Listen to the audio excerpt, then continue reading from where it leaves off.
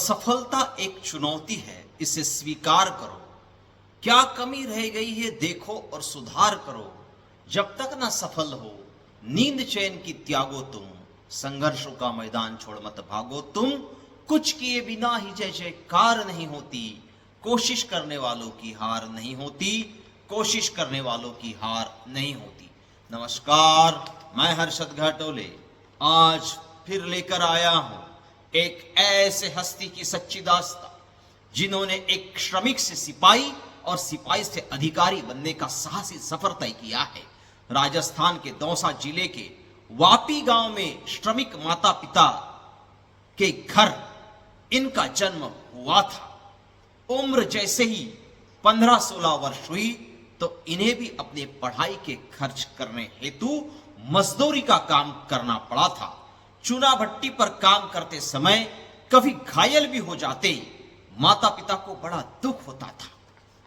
सरकारी स्कूल में पढ़ते समय पढ़ाई करने हेतु दिया सलाई में डालने के लिए केरोसिन भी उपलब्ध नहीं होता था।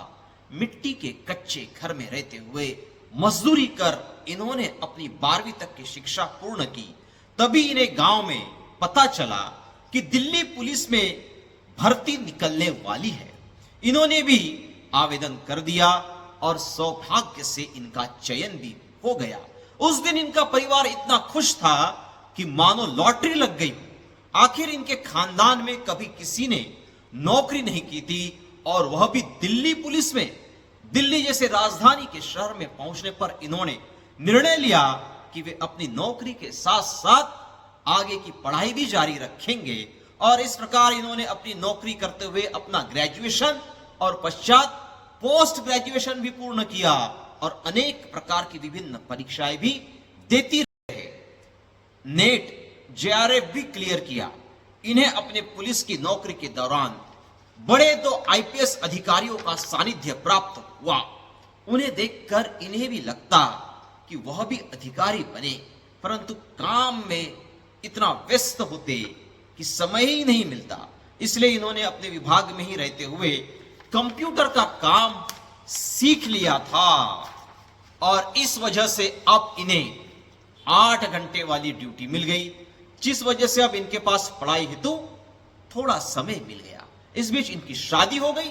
पत्नी मात्र 5वीं कक्षा तक पढ़ी थी। इन्होंने जीवन में तालमेल के दृष्टिकोण से पत्नी को आगे पढ़ाने का निर्णय लिया, जिसके लिए पत्नी तथा उसके अशिक्षित माता पिता भी तैयार हुए।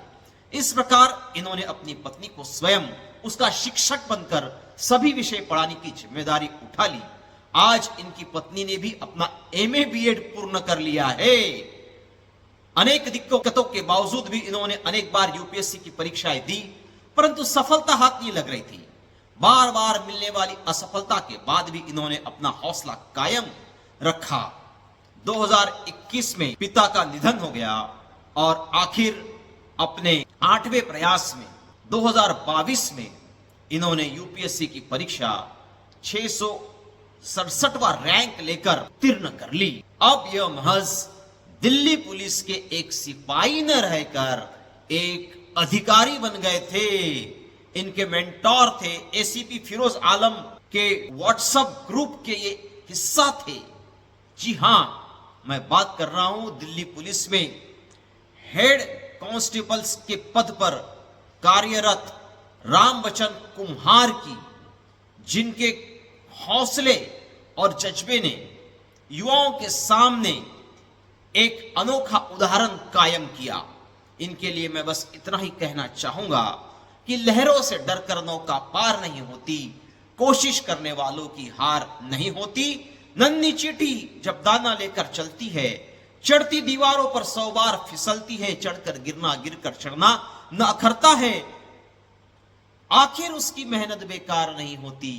कोशिश करने वालों की हार नहीं होती, कोशिश करने वालों की हार नहीं होती। फिर मिलेंगे ऐसे ही किसी हस्ती के बुलंद हौसलों की सच्ची दास्तां के साथ। आपसे निवेदन है कि वीडियो को लाइक कर शेयर करें और हां, चैनल को सब्सक्राइब करना ना भूले।